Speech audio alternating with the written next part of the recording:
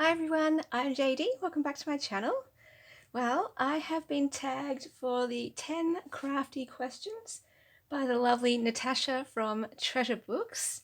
So she actually tagged me in a Facebook post when she shared her video, or someone else shared her video actually on Facebook, and I just commented on that video saying that her video of it just inspired me so much. How she was talking about um, the meaning of journaling in her life and how it's helped her.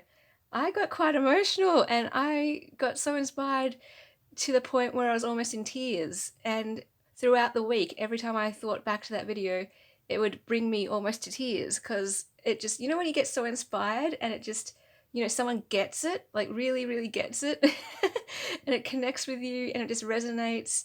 Yeah, I would lie in bed at night thinking about what she said and I'll just be like, wow, I'm so full of inspiration and meaning and yeah, it was just a bit overwhelming. So when she tagged me, I was like, oh my gosh, that is such an honor to be tagged by her. I watched quite a few people's 10 crafty questions videos, and I love them all because I love questions and I love getting to know people more.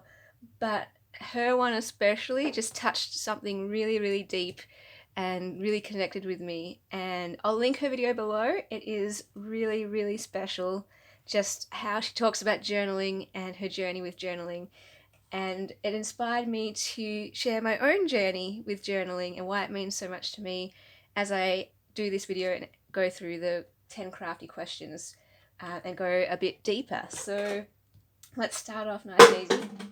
My cat is just knocking off bottles from my shelf.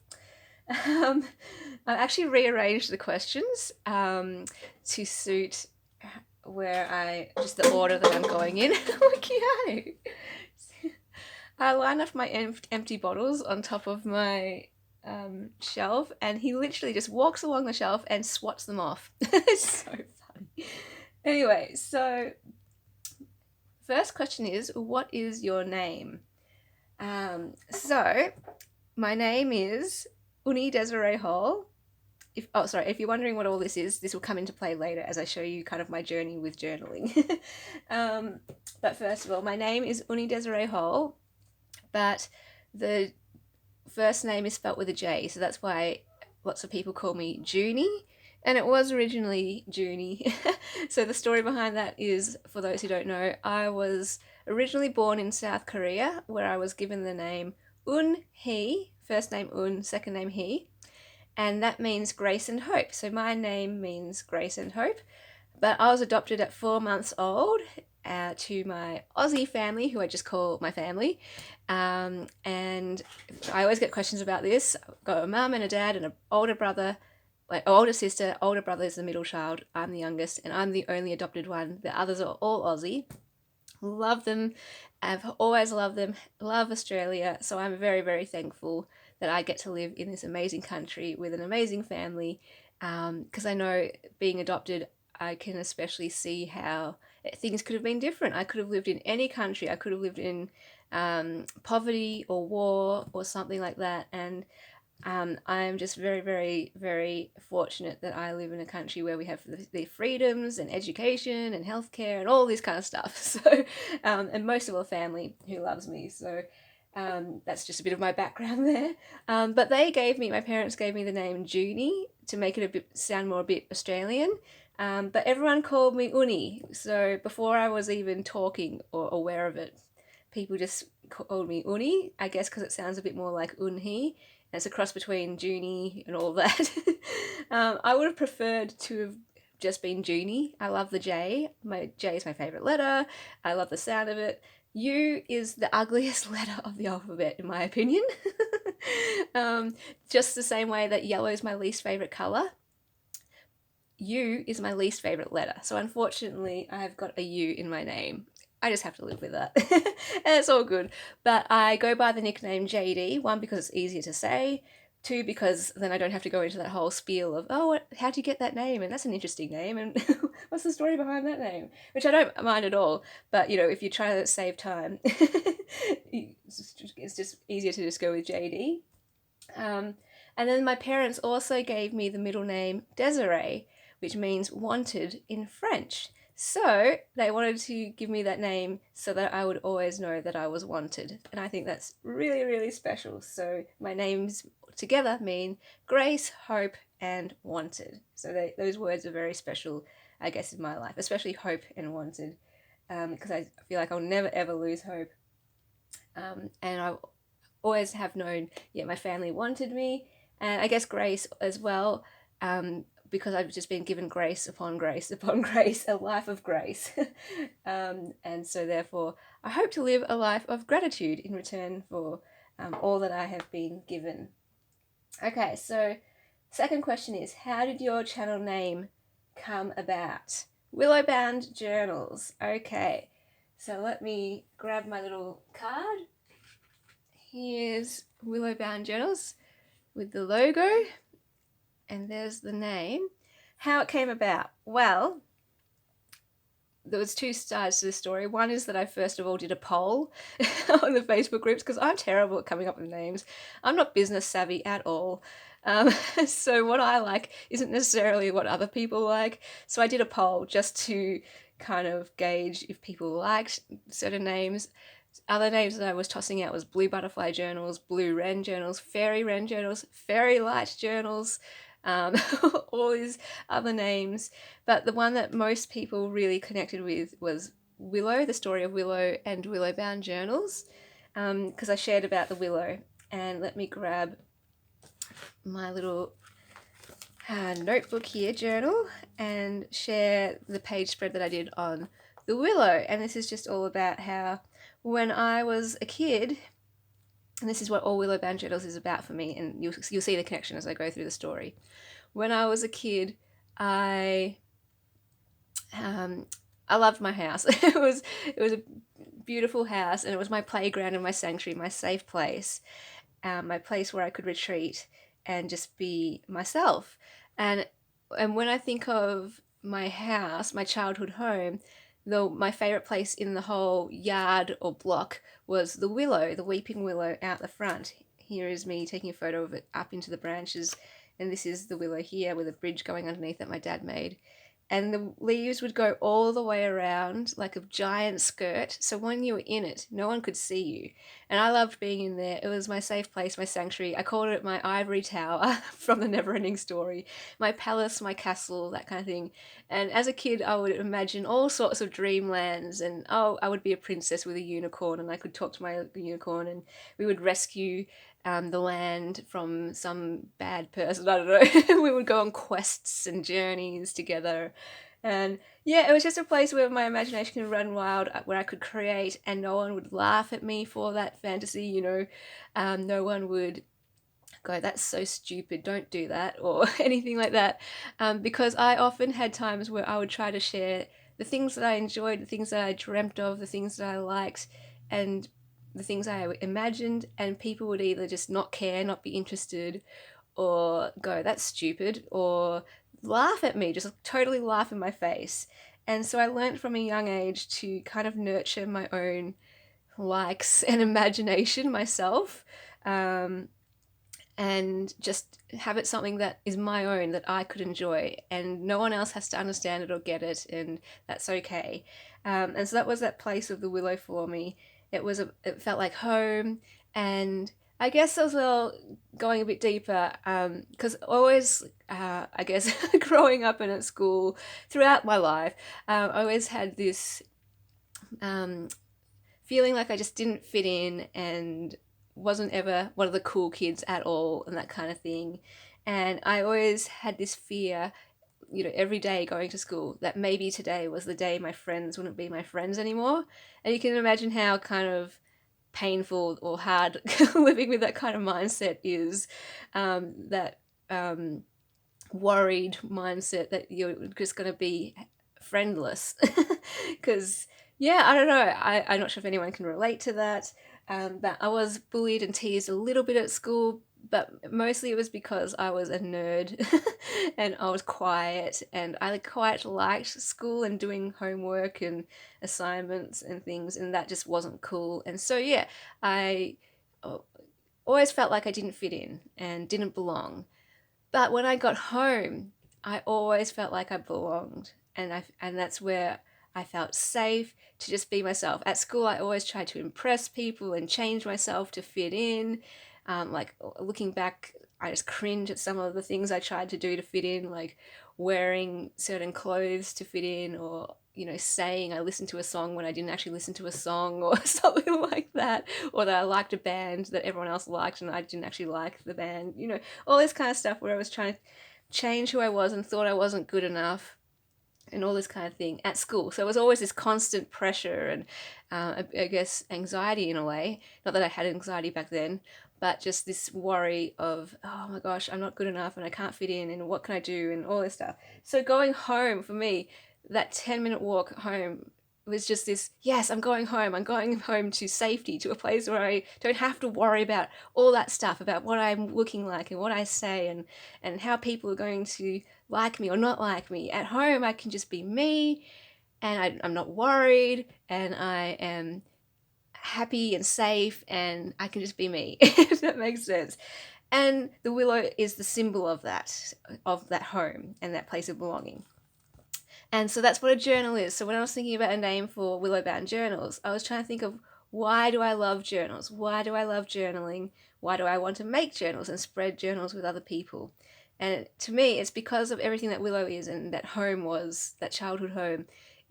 A journal is a home. It's a place where I can be me, where I can not be judged or worried about what people will think about what I write or create on a page. Because this is a place for me. This is a place for me to just express myself, to dream, to wish, to imagine, to create, to document my life, my stories, my memories. And it's my place. It's a place I call my own, and that's that whole connection there. A place to be myself, basically. I hope that all kind of made sense there. And that's why it means so much to me. It's a safe place, and that's why I try to spread it with everyone as well. Because it's such a beautiful thing to have a safe place and a place where you can just be yourself. Yeah, and I guess there's a whole bunch more. Like, a journal for me is just so much. I guess I'll talk more about like where my love of journaling comes from in those later questions and what a journal means to me later on. But let's just move on to the next question, which is much easier. Favorite colors? Blue, blue, blue, blue, blue, blue, blue, blue, blue, blue, blue, blue, blue. And I know lots of other people have multiple favorite colors, or it depends on their mood. And I love that. We're all different. I'm not one of those people. I'm one of those people who only likes blue. Like, I do like other colors, but blue is the thing that I just adore. Like, look at this. Here is my journaling kit that I use, my everyday supplies. And aside from, the vintage brown, blue, blue, blue, blue, blue, blue, blue washi tape, blue labels, blue glue, blue. All my supplies are blue, So, my whole area is just, I want my room to just, every little thing, every little storage item, every little piece of decoration, blue. It's just going to be blue. Because it makes me happy. I got the question, why do you like blue so much? And, it's like, why do we like rainbows so much? Why do we like stars? Why does one person like the ocean so much? It does something. It connects with your soul. It's transcendent.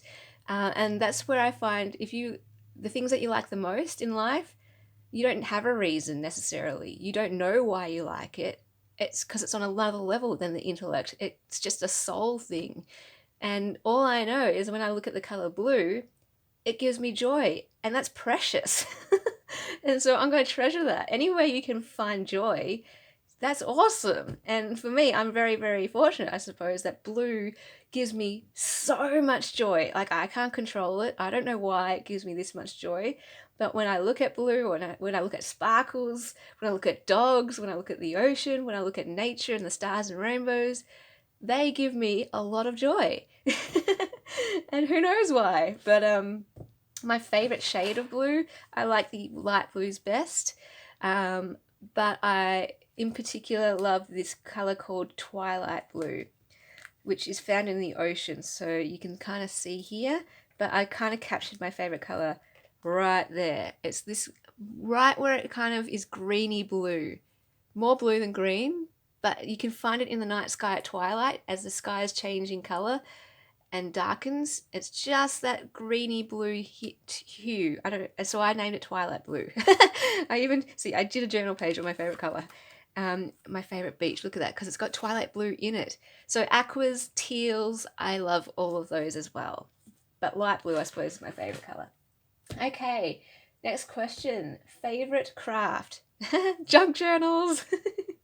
But let me just check my little bit of history with crafting. I first started colouring in, I suppose, or just drawing. I've got a bit of show and tell with that, and I'm so glad I've kept this. Oh, sorry for shaking the camera. All right. I guess at first, I can't remember which came first, colouring in or drawing. One or the other came first. But always, as a kid, I just have memories on weekends, in my spare time, I would draw and colour in. And here is, I would make books. So I have my first book that I ever made. I've got 3 of my first books that I ever made. And I even dated it, so I can know I was in grade 3, so I was 7 years old when I did this. I love having this piece of history. I love that it shows that, you know, I've always been creative and I've always liked books and I've always liked animals. So this was my book of mothers and babies. This is the rabbit. This is the pig. Oh, it's so funny. This is the cow, the elephant, the lion, the lyrebird, the kangaroo, the Joey's in the pouch, the platypus. Yes, I'm from Australia, so there's lots of Australian wildlife apparently in here. And then just a heart that I like to draw, like just a fun pattern. I did 2 other books. This one, I actually made them for Mum, and I'm glad she gave them back to me a lot of years ago, but this is animals, so I did various animals, and I actually named them. So this is Ralph the dog. This is Furry and Fluffy the cats. The Eastern Rosellas, another hallmark to Australia. Crocky the crocodile. Oh, Georgina the giraffe. Dina the dolphin. Jenny the horse. This one's significant to me because we used to go to the family farm for holidays. One of my parents' cousins had a farm. He was a sheep farmer. Well, he still is a sheep farmer, actually. We still visit him. And he had a horse called Jenny. So I drew Jenny. Poss and Possy the possums. So that's that one. And then I did one last book for Mum. The flowers. So we've got camellia, daffodil. Oh, this is a counting book too. So we go 1 up until 10, I think. Daffodil, snowdrops, daisy, violet. I actually really like that one. That's pretty. Lavender, I like that one too. My spelling wasn't too good, but that's supposed to say jasmine. And rose. So those are 3 books that I'm so glad I still have. And this one is, I used to make activity books as well for my mum to do. And you know, glitter art and oodles. So those were 2 other packets of the activity packets of craft supplies. And I used to get them constantly. Like Mum would just get them for me when I finished using them. And I loved them. So this was using glitter art. And I would just decorate and make my own activity books. So mazes and break the code, word searches, sums, spot the difference, and other mazes, and sketch page. And I was trying to do a crossword on this page, didn't quite work out. And just some blank pages here. So yeah, I loved having this. And then, yeah, as a child, I've just always been drawing. So some people ask, how did your love of creating start? And I don't really know how. All I know is that I drew. a lot. My mum bought me some Derwents because of the fact she always saw me drawing, and so she bought me a 72 pack of Derwents, and this is using those. This is me drawing my fantasy land with the willow, and there would be a lake. Like, I imagine this whole land that I lived in. And just got into watercolors too. She bought me some watercolor Derwents, so these are some watercolor pictures I did. And I love this. It tracks kind of my journey. There's some different styles here. It tracks my journey from, 7 years old right up until these books go up until there's a waterfall and a whale.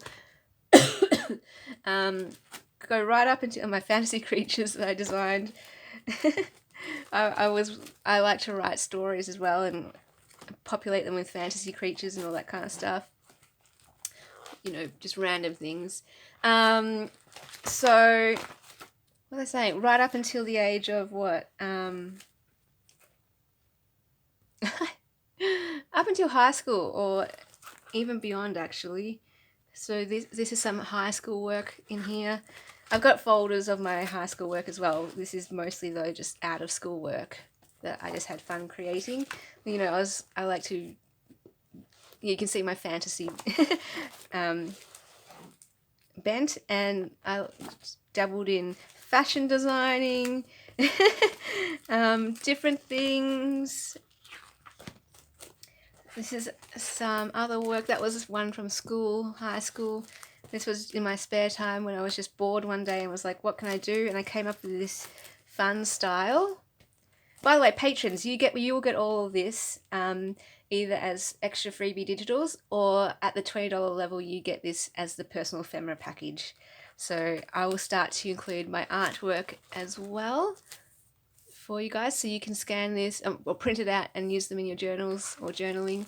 So I love the dolphin and the bird. I was thinking of actually making those into t-shirts. Anyway, so everything you see in here you'll eventually get on Patreon.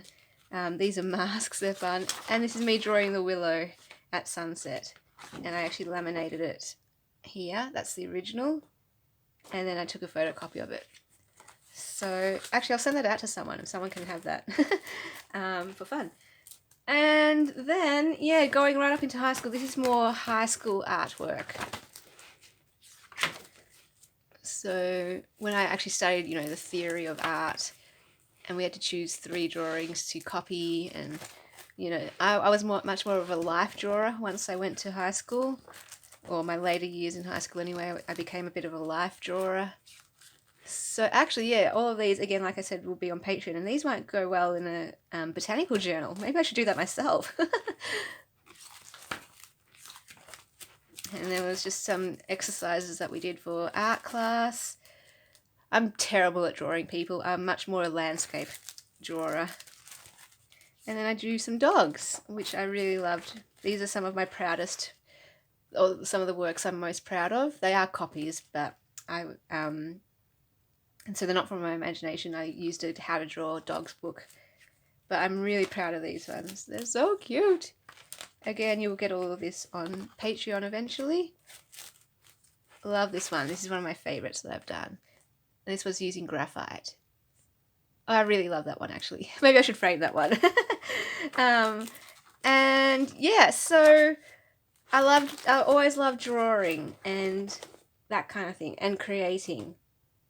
And then after that, so once I got out of high school, I branched out and I discovered scrapbooking. And I can't show you any of my scrapbooks because, there's photos of all sorts of other people in there. It'll take forever to cover up their faces. So then I got into scrapbooking, and I did about 4 albums of scrapbooking albums.